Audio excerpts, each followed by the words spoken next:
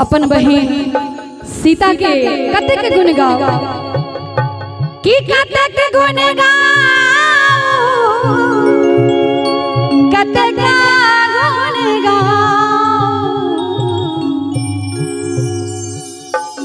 आदरणीय मोदलता जी के सुंदर संरचना किशोरी जी है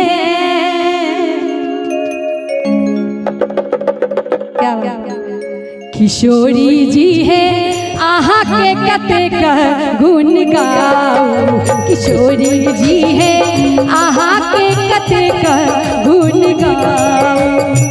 कते के गुण गाओ कते का गुण गाओ। कते के गुण गाओ कते का गुण गाओ। सिया जी है लली जी है आहा के कते का गुण गाओ।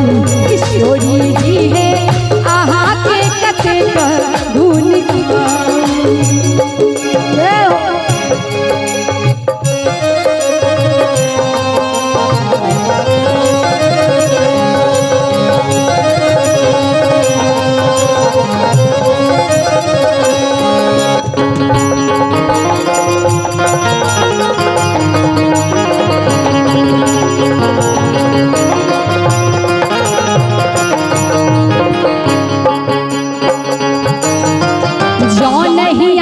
जनकपुर अबिता राम ने अबिता मिथिला रे।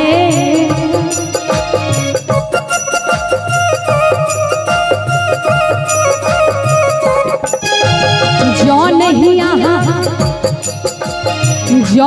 यहाँ जनकपुर अबिता राम ने अबिता मिथिला। भूतल पर के भार नहतई अरे भूतल पर के